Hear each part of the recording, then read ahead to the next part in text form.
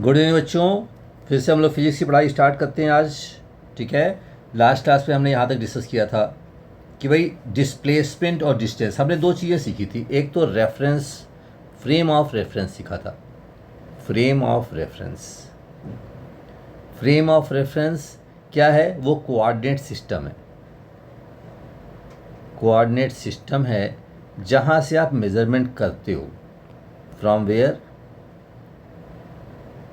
Measurement is done, measurement is done. ठीक है। तो एक बात हमने सीखी, फ्रेम ऑफ रेफरेंस क्या है। ठीक है। दूसरी बात हमने देखा कि भाई हमने डिसाइड कर लिया कि वन डायमेंशनल मोशन पढ़ेंगे हम लोग। वन डायमेंशनल मोशन जिसे हम कहते हैं लीनियर मोशन, लीनियर मोशन पढ़ेंगे। ठीक है। उसके बाद उन्होंने डिफाइन किया कि भाई डिस्टेंस क्या है। Distance is total length, total length. और डिस्प्लेसमेंट क्या है? Displacement is gap between initial and final point, gap between initial and final point, है ना। तो इतनी बातें हमने लास्ट क्लास में सीखी थी।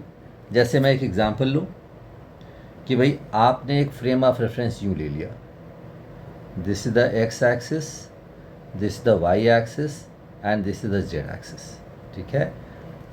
आपकी इनिशियल पोजीशन ये है, this is the initial position, this is the initial position और this is the final position, this is the final position. Right. तो आप कहोगे कि आपका ये डिस्प्लेसमेंट हो गया, this is the displacement vector. ये थोड़ा सा गड़बड़ हो गया, इसको ठीक करो। This is the displacement vector, straight line. ये हो गया displacement, this is displacement, displacement. तो आप कहोगे shortest distance, shortest distance between initial and final point, इसको हम कहते हैं displacement. Right. This is displacement. Clear है। और मान लो कि तुमने रास्ते ऐसे कवर किए, जो इनिशियल पॉइंट को आई लिख दूँ, फाइनल पॉइंट को एफ लिख दूँ।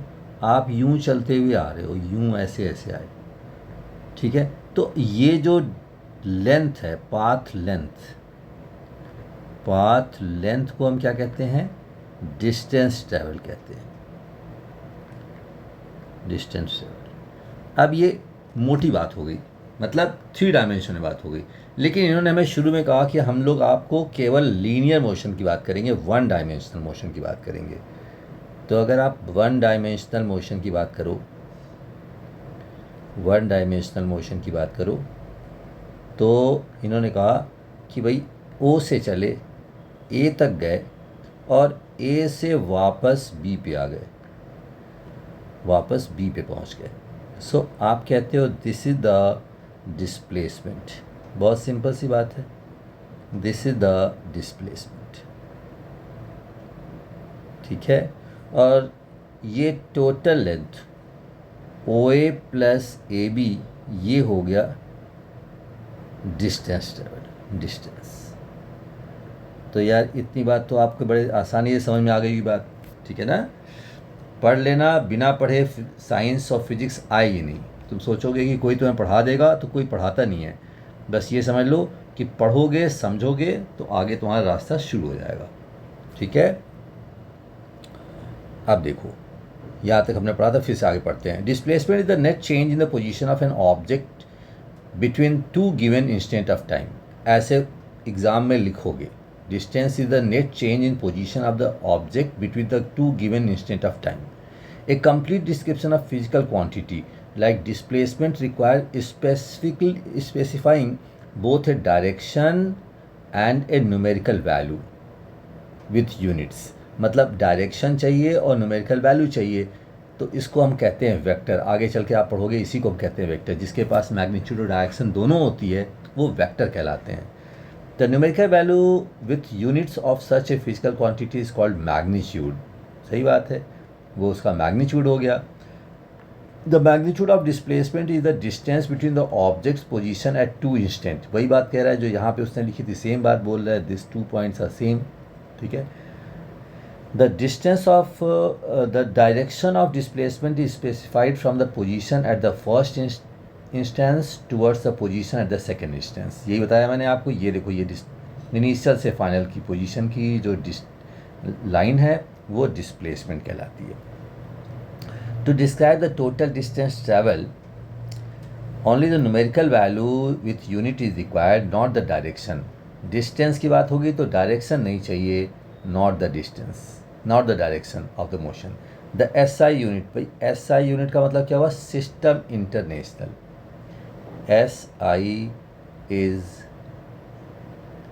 System international.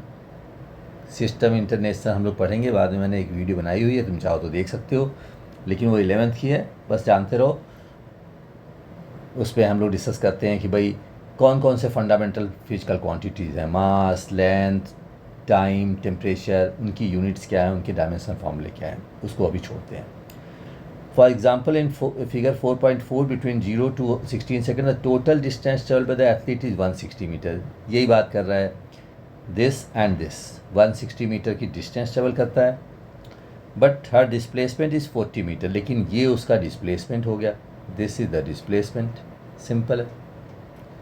अब इसको हम लोग ज़्यादा कॉम्प्लेक्स नहीं करते, बस ये भी छोड़ते हैं, ये बात तुम्हारे समझ में आ गई है। ठीक है। As show in the figure 4.5, ये वाला फिगर की बात कर रहा है, this figure you see. As show in the figure a ball is thrown vertically upward from point O and move up straight till point B। यहाँ तक गया, ठीक है, this is the point B and then fall back to O पे वो fall back कर गया। ठीक है। Can this considered motion in straight line? बिल्कुल स्ट्रेट लाइन मोशन है। ठीक है, ऊपर जा रही वापस आ रही है, वर्टिकल मोशन है, दिस इज वर्टिकल मोशन। आप इसे कहते हो वर्टिकल मोशन। ठीक है, this direction is called vertical and horizontal, ये इसके 90 डिग्री एंगल पे होता है। ठीक है। For this motion fill up the value in table 4.1। इसको फिल करते हैं। O position O, total distance travel by the ball from O till that position. तो डिस्टेंस इज 0, O से O पे ही है अभी तो 0। Displacement of the ball from O till that position is 0। ठीक है।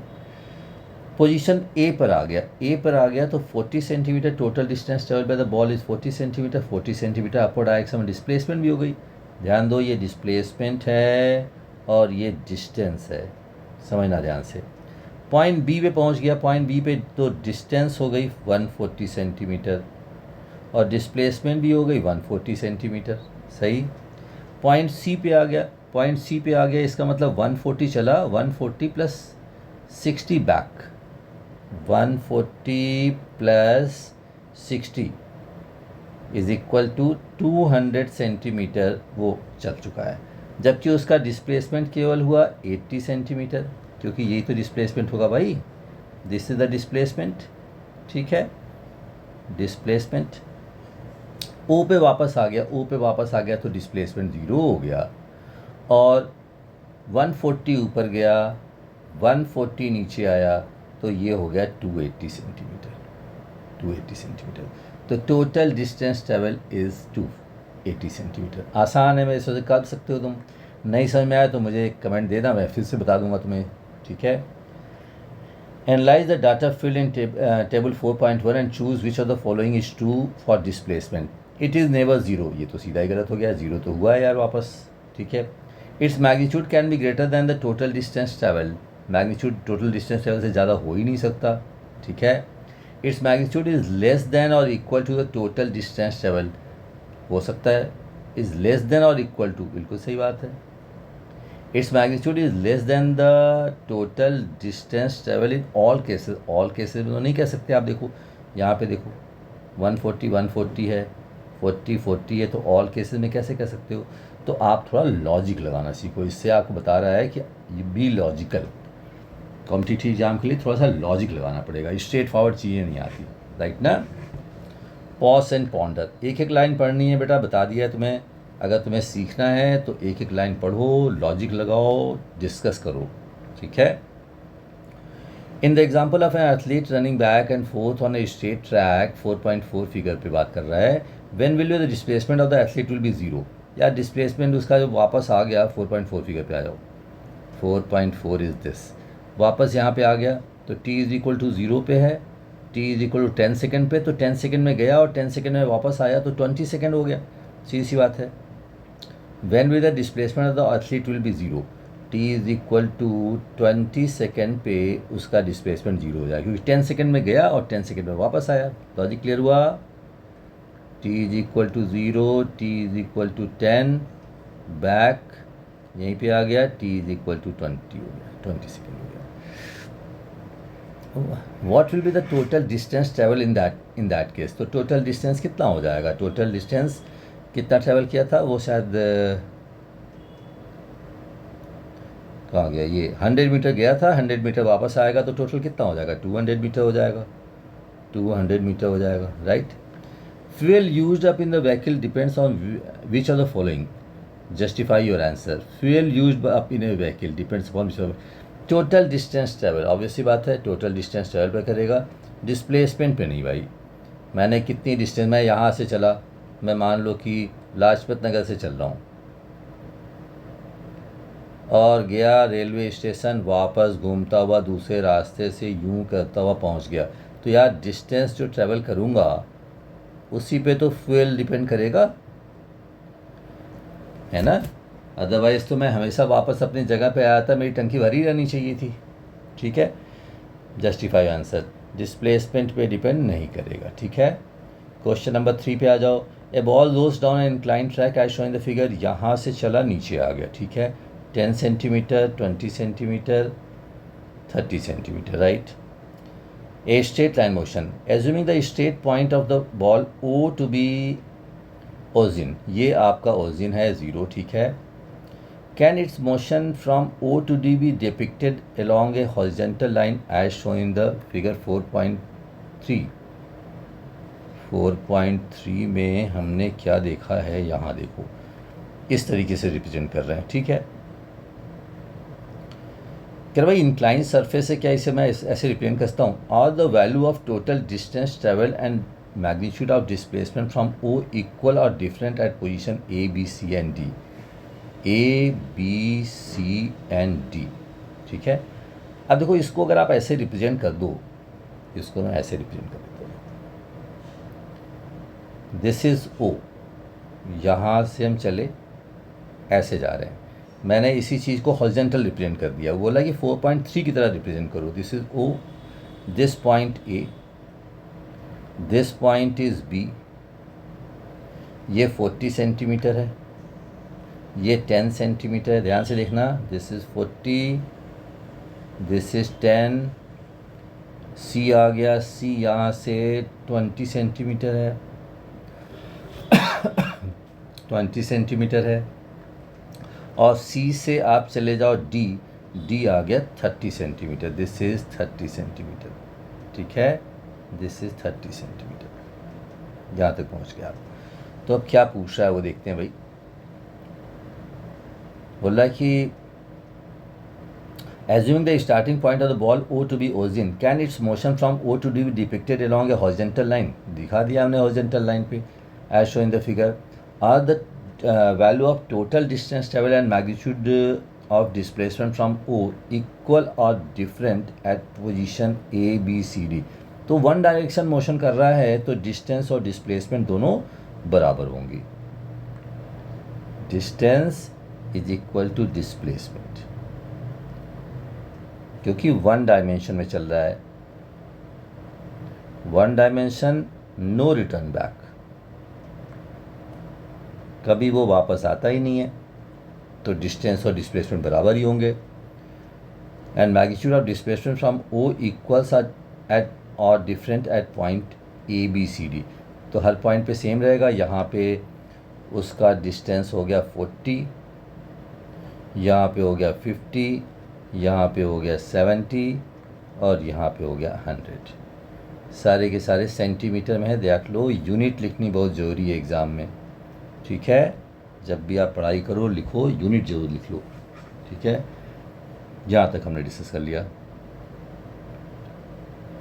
देख लेते हैं आगे क्या बोल रहा है वो। Motion that is the change in the position of an object can be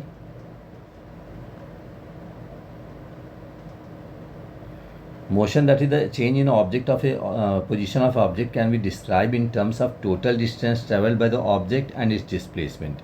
But how can you describe how fast or slow an object is moving?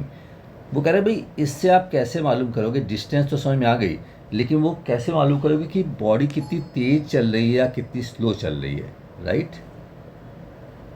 इसका मतलब आपको टाइम का फैक्टर लगाना पड़ेगा। अगर मैं फास्ट एंड स्लो की बात कर रहा हूँ, इसका मतलब कितना टाइम लगा, टाइम ज़्यादा लगा, टाइम कम लगा, ठीक है। तो यहाँ पे हम लोग आज स्टॉप करते हैं इस पॉइंट पे, ठीक है। तो डेली थोड़े थोड़े पेजेस पढ़ो, अंडरलाइन करके पढ़ो, इंपॉर्टेंट पॉइंट्स को मार्क करते जाओ, ठीक है। Thank you very much.